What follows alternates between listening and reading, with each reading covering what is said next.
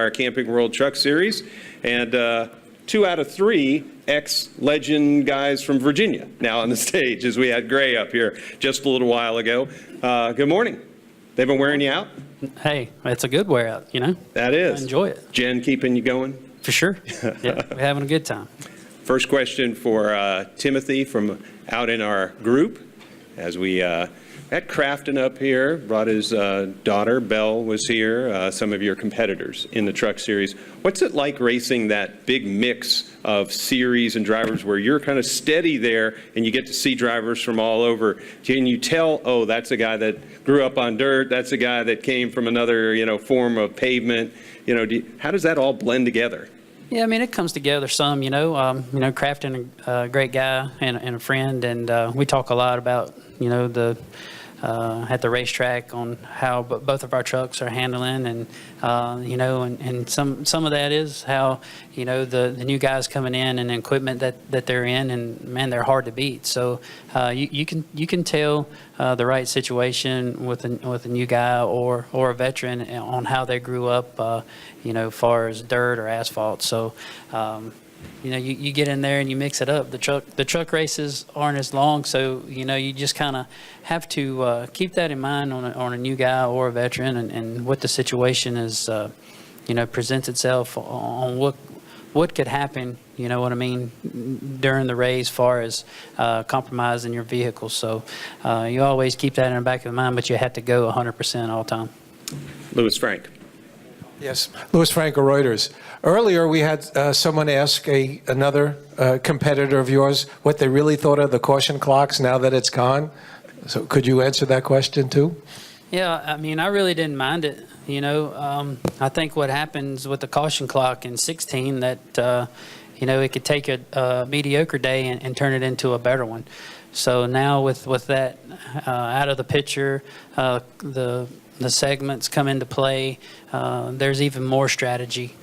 Still the same scenario. If you're having a day that isn't going like you want it to go, obviously you can come in and chance that before they cut pit road, they close pit road for the segment caution, and try to put yourself from middle to the back of the top 10 to maybe the top 5. Question. Barry, hey, from your area, home track, South Boston, you got to have something for him.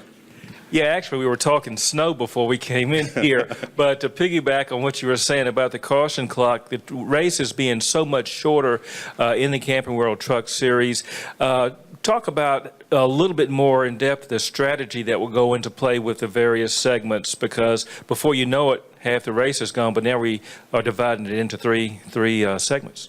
Yeah, for sure. It takes everything, now, not that it didn't before, but, it's just the breakdown with my crew chief and my engineer, the fuel mileage, your in and outs, everything has to be so precise now, because what's on the line is those bonus points. And now that the bonus points stay with you through the whole playoffs, if you're eligible to get in the playoffs, that's big to Homestead.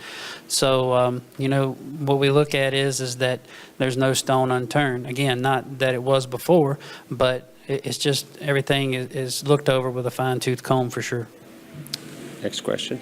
Dylan McFadden with NBC Sports.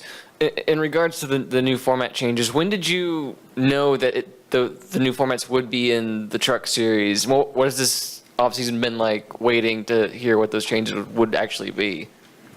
Let's see here. They were announced earlier this week at 6 p.m., and I got a call at 9 a.m. that morning. So you kind of knew that it was coming, but, the official word from our series director, Brad Moran, and I mean, I applaud NASCAR for it. It's going to be exciting. Not that any of the racing wasn't, but, it's going to put you in a situation to where you want as many bonus points as you can. That's what it's going to be all about, because, same scenario, win and you're in. But if you get a guy that gets more bonus points than you have, then you very well can have a win and be on the outside looking in. Al? Yeah, Timothy, Eldora Speedway on dirt has been such a huge hit with the Truck Series. Would you like to see the Truck Series run more races on dirt? I know that's probably a loaded question, but, you know, I guess the best way to look at that is that, you know, my background is pavement racing. You know, and it's hit or miss when you go there because it all depends very much on how the track is prepped. And my best year there was in 2013, and we won our heat race, and we finished 6th or 7th, or 8th, I think is what it was. But, you know, ever since then, it just seems like it's just a little bit different with the racetrack. And me, you know, throughout the year, you watch a lot of video, you can't really test. So you just try to make the best educated guess that you can to make your finish possible. I mean, you know, if they threw in another dirt race, then the race is going to go on regardless if you're in it or not. So, you know, I hope I answered that the best that I could. You didn't slip over to Natural Bridge every now and then in your career and go sliding around there? I have some friends that want me to come to Dillon and run in a street stock car, but I don't know if my owner would let me do that or not. Barfield would put you in under another name. Yeah, okay. Nobody'd know. All right, I'm game. Fenwick. Oh, wait, excuse me. Go back here to Barry. Yeah, go ahead.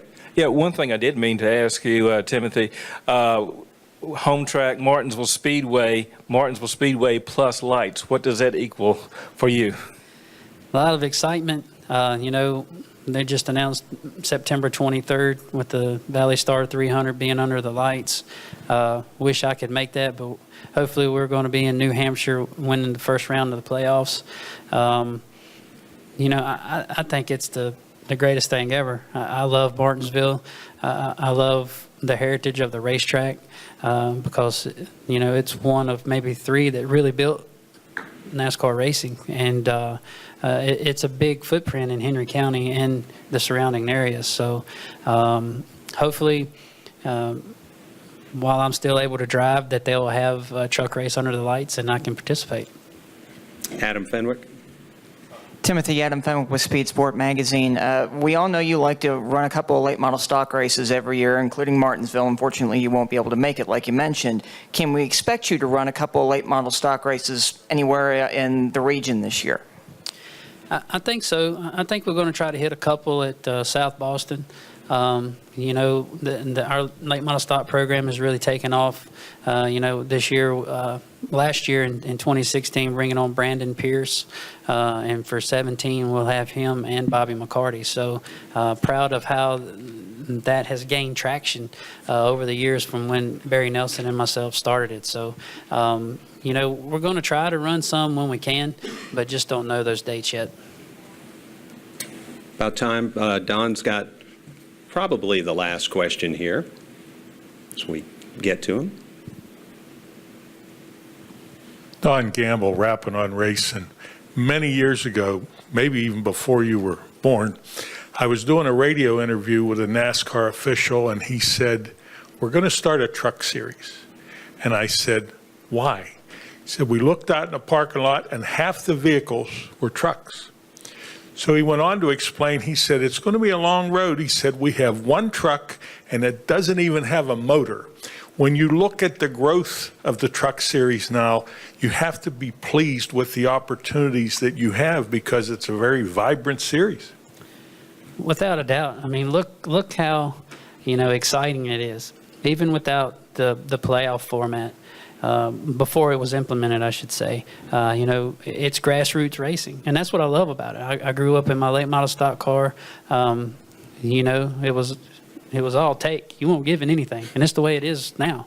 You know, you're running, you know, 200 laps and you qualify in every lap. And there's no, you know, well, I just take what I can get. You know, obviously you need to keep that mindset, but you know, everybody wants to go to the front, and that's what I love about it. The sport's healthy.